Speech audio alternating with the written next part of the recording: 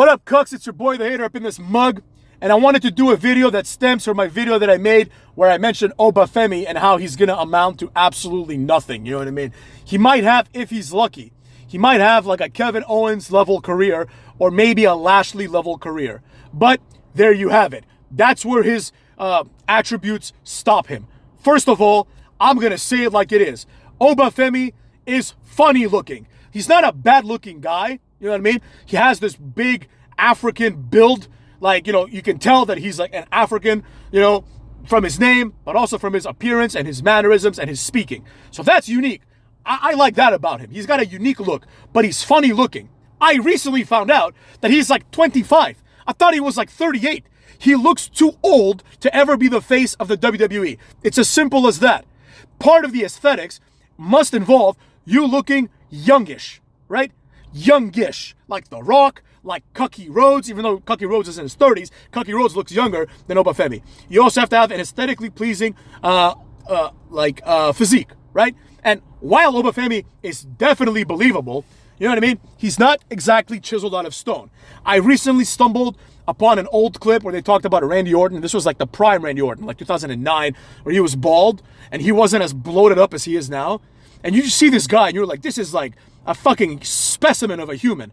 Like, this guy is just built different. You know what I mean? This is like the apex of humanity. He's like in insanely good shape. He's insanely he has insane presence. He's extremely good looking. He's got all the qualities that make him a star. And he still didn't become John Cena. You see what I'm saying? The standard is really high. And that's what I'm talking about. There are exceptions, but it's very difficult if you're not young looking or if you are not freakishly big. And Obafemi is not freakishly big. He is large. He's a big guy, but he doesn't have the physique of, let's say, a Lashley, a Batista, or a Lesnar. You have to have a very aesthetic physique. At the end of the day, Obafemi is not going to draw any money. Now, I like Obafemi. That's another thing that I want to point out. I like him. I hope I'm wrong, but I just don't see it happening. Now, with all that being said, the crux of this video is basically how we have been conditioned to settle for less.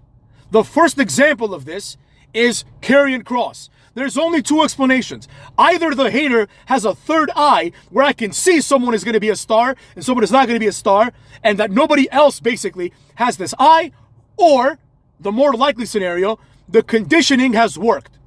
I'll give you an example. When you see Google, YouTube, Brock Lesnar's debut, you see this guy and you're like, holy shit, this guy is gonna be a star. There is no denying this. It's never gonna happen. He is perfect. He looks like a fucking monster. Like, this guy looks like he could tear the head off of anybody. I don't care if he can or he can't. He looks like he could eat everyone alive. Lashley's another one. You look at him and you're like, holy shit, where do they find this alpha, this specimen of a human being? Where do they find Lashley? Where do they find Batista, right? And that right there should tell you all you need to know. I just give 3 examples of people from 3 different races. You got a white dude, an Asian dude, and a black dude. This is doable from any race. So a lot of the comments of like, oh, Obafemi's going to be held down because he's black. No, people are going to say he was held down because he was black. Just like they said the same thing about Keith Lee. But you are lying to yourself. If you look at Obafemi and you look at a Lashley or you look at a Booker T and you see the same thing. You do not see the same thing. There is no way you see the same thing. Same thing with like Trick Williams. People are like, he's the next Booker T. No, he isn't, and you all know it. You all know he's never going to be the next Booker T.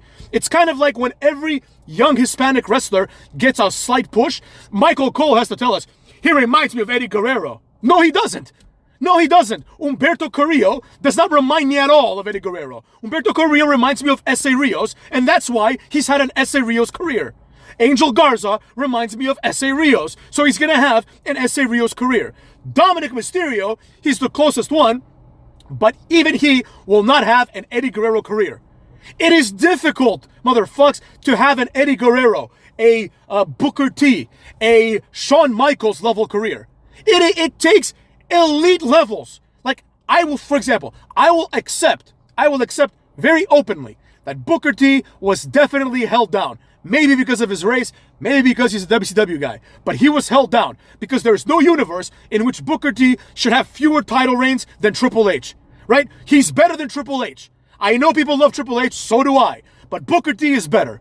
He's better in every metric. He's more charismatic. He's better on the mic, in my opinion. He has a more aesthetic looking, well, that's not true because Triple H also has one of the best physiques of all time. But not always. Triple H, there was also fat Triple H. Booker T was always in shape, always looking great. Monty Brown is another example from TNA. Monty Brown is a guy that you see him and you're like, fuck, this guy should be a massive star. R-Truth in TNA. You see him and you're like, why is this guy being held down by Conan and Road Dogg? This guy should be a massive star.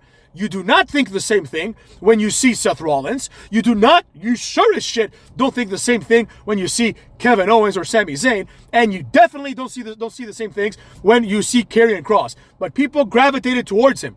And then everyone was shocked. I can't believe Karrion Kross is a jobber. Triple H is ruining him. No, he isn't. Karrion Kross was never destined to be a great presence because he is not a great presence. It's as simple as that. Again, if I present to you Karrion Kross, and then I say, okay, look at this guy, great, he has his entrance, he cuts a promo. Now, I'm going to show you a guy called Batista.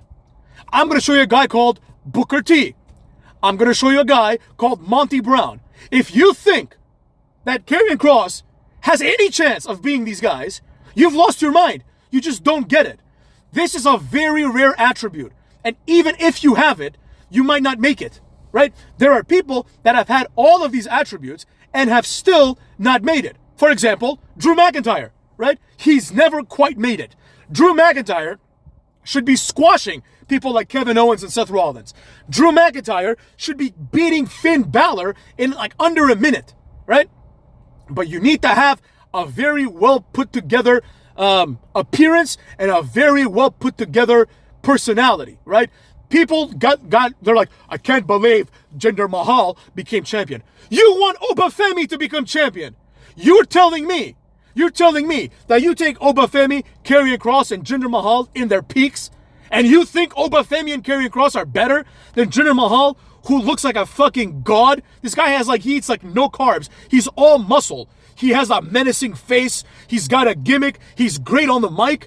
Like Karrion Kross, not great on the mic. Doesn't have a great gimmick. Obafemi, he's got an aura. No, he doesn't. He has the aura of Omos. And when he's teaming with Baron Corbin in a few years, you're all going to say, I can't believe this happened. Why is Keith Lee teaming with Swerve Strickland? Why is Swerve Strickland above Keith Lee? Because he's better than Keith Lee at the end of the day. And we're talking about Swerve Strickland, who is like maybe one notch above. Like he's another one that deserves more. Like Swerve Strickland could have like a Kofi Kingston, Kevin Owens career. He could have a career like that. He deserves that more than these guys do.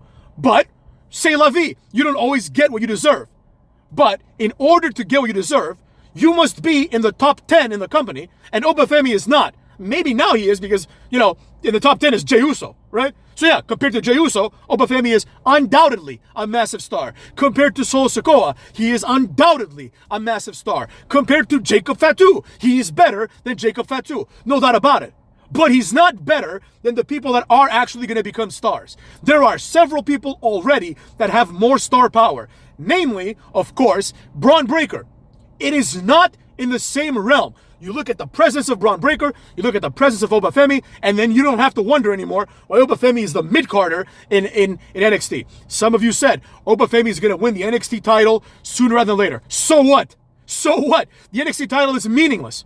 You know who else won the NXT title? Johnny Gargano. And his career turned to shit. You know why? Because he's closer to the Obafemis of the world than he is to the Shawn Michaelses of the world. Just because they tell you, Adam Cole reminds me of Shawn Michaels. You have eyes. You look at him and you think to yourself, no, he doesn't. Kevin Owens reminds me of Stone Cold. No, he doesn't. You know he doesn't. CM Punk reminds me of Stone Cold. You know damn well he does not. Now, again, Obafemi could, and in my opinion, should have a good career because he's better than most of the jobbers.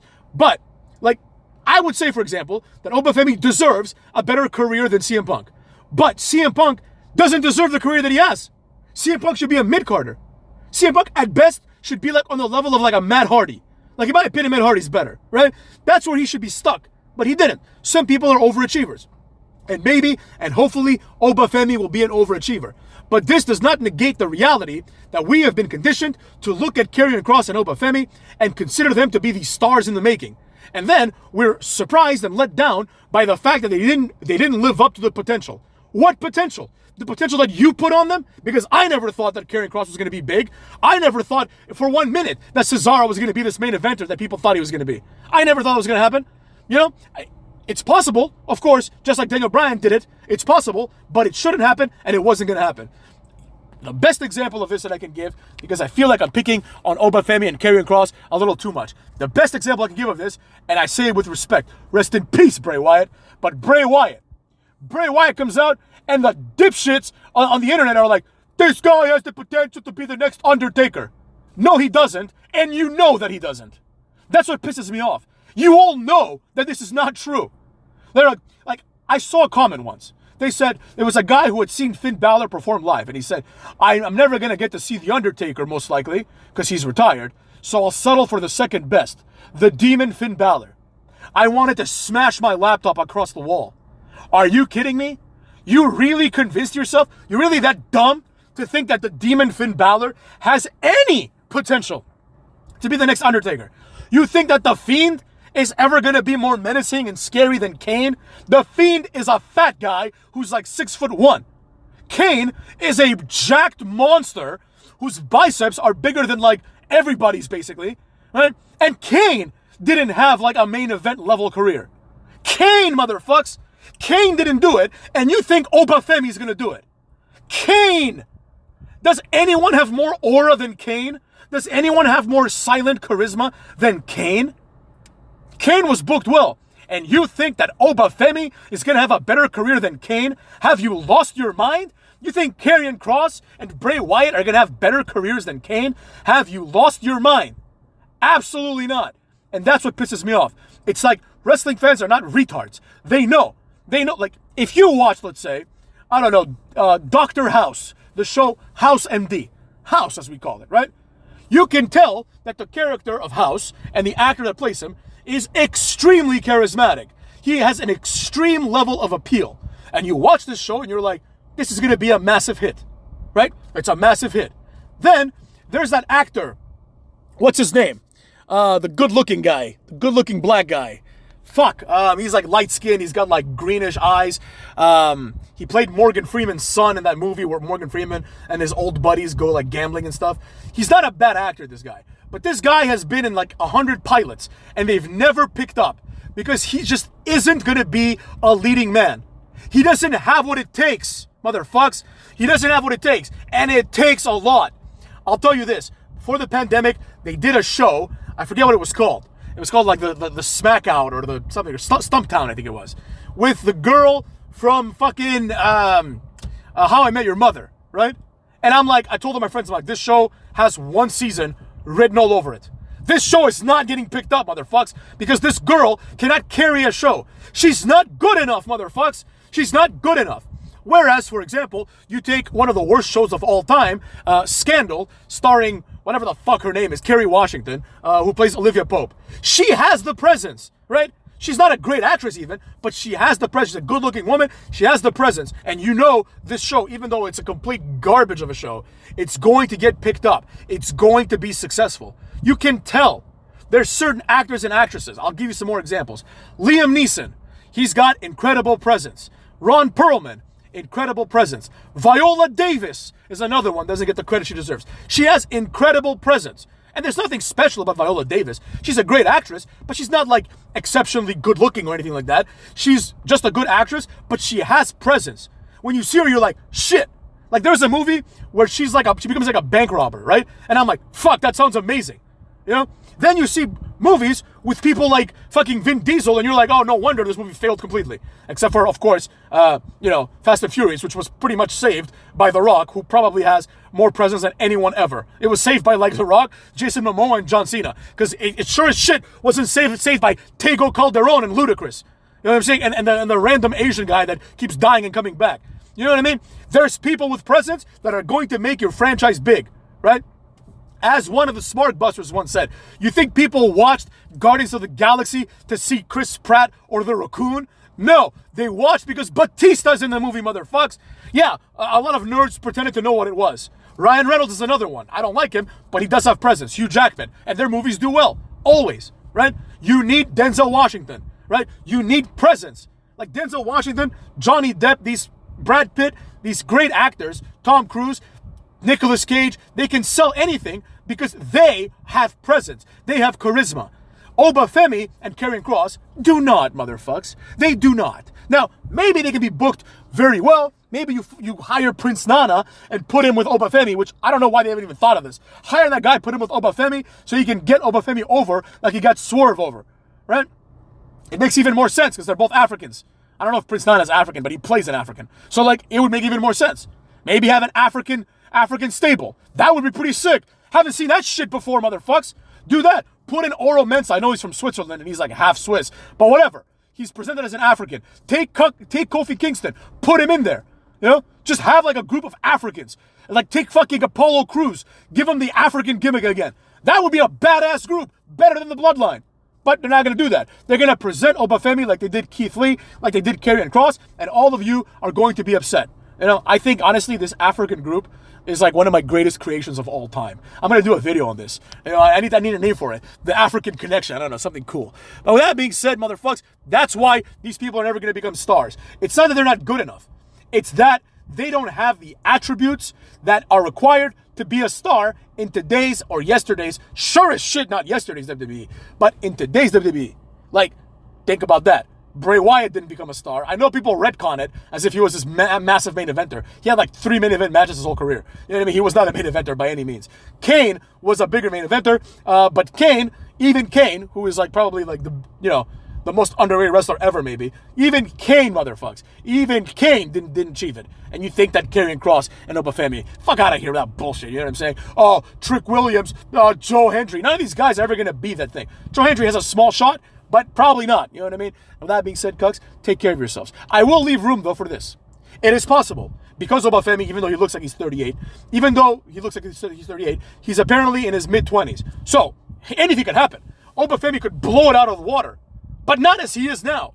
He needs to improve tremendously. But if he does, then yeah, of course, he could be like a Kane. He is aesthetically pleasing in the sense that he's definitely not an ugly guy by any means. He's not like a top model, but he's a good-looking guy because he has that like manliness, which resonates in the fact that he looks like he's 38 even though he's 24, right? He's probably a nerd like Xavier Woods and like fucking Tyler Breeze. They probably play video games together. Or like Miro, you know what I mean? That's another thing. Don't ruin that shit, right? Once the cat was out of the bag that Miro is likes anime and video games, nobody gave a shit about Miro anymore. When he was like a crazy guy from Bulgaria, people are like, oh, this guy's like an alpha male.